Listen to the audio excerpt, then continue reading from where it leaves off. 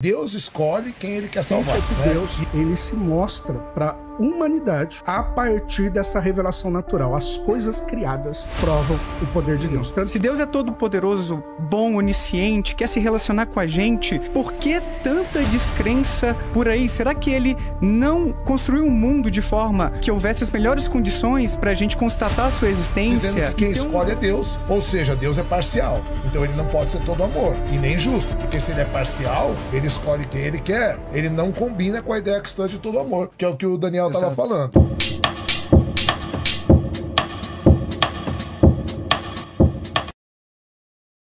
Uma pergunta pode ser direcionada a alguém ou direcionada ao outro lado, eles escolhem quem responde ou tem 5 minutos para os dois responderem. Vamos lá, bom, eu acho que para início de conversa a gente tem que concordar com os termos, as definições básicas, porque não adianta a gente discutir sobre a existência de Deus se o conceito de Deus é diferente para mim, para o chileno, para o Guilherme, para o Israel. A gente vai falar sobre o Deus teísta, o Deus cristão, que é um Deus pessoal, que pensa, que nos ama, que é todo-poderoso, onisciente e assim por diante, certo? Vou partir dessa ideia básica. Essa é a premissa, né?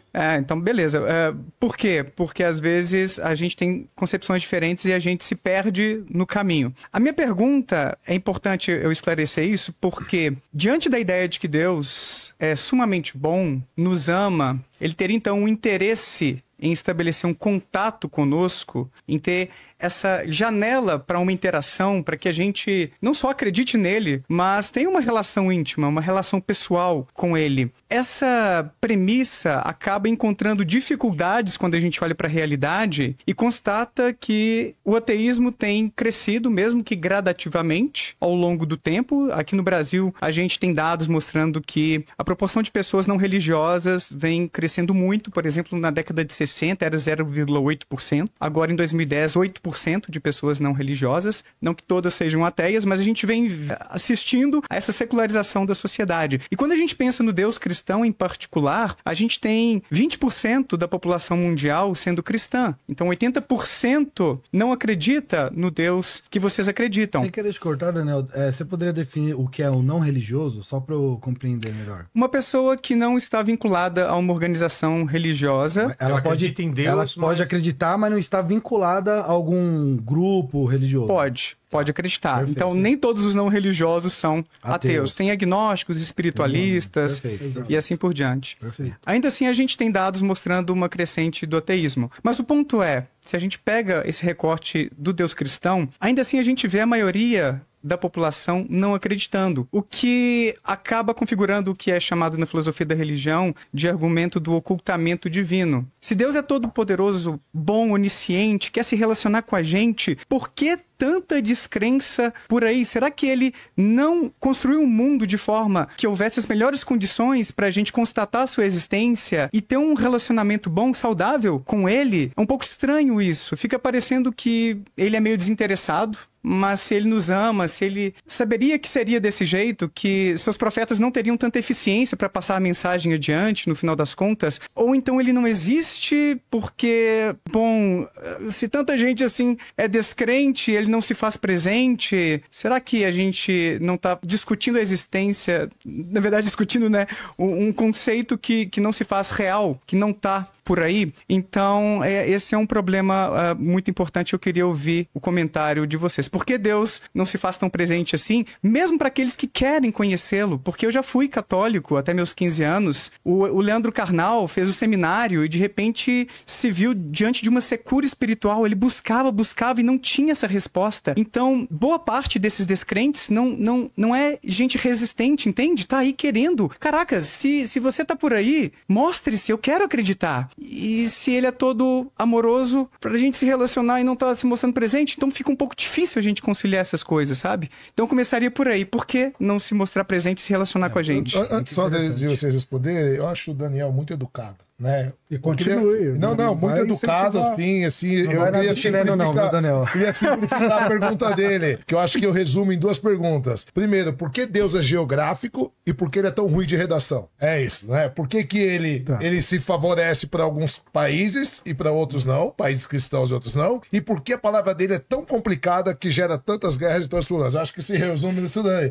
É que o Daniel é muito polido, né? Então eu acho que era isso. Você tá responsabilizando ele por todos os conflitos, todas Não as por guerras todos, tantas? mas tem muitas. Que isso, chileno? Vamos lá. Antes da resposta, eu só queria deixar claro pro pessoal que o segundo bloco são perguntas de vocês, tá? Eu vi gente perguntando, a gente não vai participar? Vai sim. Então já manda agora as perguntas aí que o Léo vai separar as melhores. No chat já fala pra quem que é a pergunta. E não adianta mandar salve, né, Léo? Não adianta ficar mandando oi, salve, pergunta quem é o próximo Papa. Não é isso. Não adianta, Dentro do assunto... O anticristo já está na Terra. Perguntem dentro do assunto, aqui no chat, manda um superchat que a gente já separa pro segundo bloco. Então vamos para a resposta. Quem quer começar? Ah, meu mestre, né? Vai lá, Gui. Ah, é? Obrigado, muito obrigado. Abaixo de Jesus, lógico. Então, o Daniel é o chileno mais desta forma aí, né? Isso. Mas continue assim, Daniel. Tem outros adjetivos que nós devemos também colocar em Deus, que ele é soberano. E dentro dessa soberania, é claro, nas escrituras, pelo menos se alguém quiser inquiri-lo, ou alguém que sabe, mas o Deus bíblico, ele também é um Deus trino, isto é, ele é Pai, Filho e Espírito Santo. E o interessante é que o Pai, ele elegeu antes da fundação do mundo, segundo as Escrituras. O Filho, então, agora ele elegeu pessoas que se encontram pecadoras. E agora, Deus, ele não pode, sendo justo, e justificar um injusto. Então, seria uma injustiça em si. Então, vem Cristo que morre no lugar desses pecadores, há 2000 anos atrás. E agora, o Espírito Santo, dentro dessa trindade, ele tem a missão de revelar essas verdades àquele que ele escolheu. Então, já que é o Deus cristão, eu preciso usar das Escrituras. Em Mateus capítulo 13, aconteceu esse problema quando Jesus falava em parábolas. E parábolas é uma linguagem fácil para a ocasião, usando de contexto uma série de eventos ali. E, ao mesmo tempo, muitos não entendiam. Aí, os discípulos, em particular, perguntaram a Jesus, por que tu falas em parábola? E Jesus fala, porque a vós é dado conhecer os mistérios do reino, a vós outro não. Então, não é o Daniel, por mais que ele tenha toda o desejo de compreender Deus, e eu, desculpe, eu até duvido disso, você me perdoe, mas quando o Daniel, o chileno, chega e diz para mim assim, partindo dessa pressuposição, eu não quero Deus, na realidade é Deus que não quis vocês. Agora eu espero que isso seja um evento pontual, eu espero que ao longo do tempo, e o chileno está quase nisso, vocês venham a confessar Cristo Jesus. Mas quando? Porventura. Vamos colocar no caso hipotético, vai ter conversão aqui durante o podcast? Pode ser. Ouviu um amém aí? Amém. Quem acredita, digita amém aí. Vamos no caso hipotético. Vamos supor que o chileno, daqui 10 anos, ele falou, cara, eu creio nesse Cristo que outrora eu neguei. Não foi o chileno que o aceitou, mas foi Deus que aceitou o chileno e ele trabalhou para movimentar esse coração para que ele encontrasse com Cristo. Então, há um propósito. Isaías, no capítulo 55, versículo 8 em diante, diz assim, que a palavra dele não volta vazia, antes faz tudo o que lhe apraz. E um dos objetivos da palavra de Deus também é confundir. Esse é o Deus soberano das Escrituras. E mesmo assim eu posso dizer, e a gente discute sobre isso, sobre o amor dele, sobre uma série de fatores. Agora eu acho que não vai dar tempo de falar do Deus geográfico, né? Dá tempo ou não? Dá, sei lá aqui o tempo. Tem 2 minutos. 2 minutos, então. O Deus geográfico, né? Na realidade é o seguinte, é o único Deus que nós podemos dizer que ontologicamente ele é totalmente outro da humanidade. E existe dentro do campo teológico a teologia natural e a teologia especial. A teologia especial é que o chileno, inclusive, fez. Não sei se foi boa, mas fez, né, chileno? Mas o fato e a teologia natural é de Romanos capítulo 1, versículo 20, que fala assim, os céus, as coisas criadas e tudo mostra que existe um Deus invisível, soberano e poderoso. Dando um exemplo aqui, que, por exemplo, eu chego aqui e falo, cara, que cenário lindo que é esse do Vilela. Aí eu pergunto para a produtora do Vilela, por acaso, quem que construiu, quem que organizou, quem foi o arquiteto? Eu e meu pai. Eu sou seu pai. Mas aí, dentro do ateísmo, fala, não, houve uma explosão, dentro de alguns pontos do ateísmo, né? Houve uma explosão e houve essa organização, né? Então, assim, o que eu quero dizer de Romanos 1:20 é que Deus, ele se mostra para humanidade a partir dessa revelação natural. As coisas criadas provam o poder de Deus. Tanto que o número de ateus são bem poucos, embora crescendo por alguns fenômenos e fatores, mas o fato é que este Deus, tanto que Heródoto, que é o pai da história, ele dizia que o que ele encontrou em comum nas nações foi um altar. Então é interessante que as pessoas se reúnem em torno de um altar. Então, antropologicamente, para mim, meu conceito antropológico é que o homem, aquilo que Calvino diz, ele tem os sensos do divino e a semen religione. Isto é, ele tem o senso do divino. Ele quer adorar alguma coisa, ou o criador ou a criatura. E por isso que ele se manifesta religiosamente. Isso é histórico. Então, já pode aceitar Cristo ou não? Eu gostaria de fazer um comentário rápido. Então, eu não sei se você... Vocês têm 3 minutos para... Ah, legal. Eu vou poder responder essa daí também? Então... eu não entendi, depois eu tem pensei mais que era uma... só ele. Não, agora já Agora é para cada um... É o tempo para dupla, né? O tempo para dupla. Nossa, agora boiei, mas depois eu comento, então. Dele aqui. 3 minutos, então, para réplica.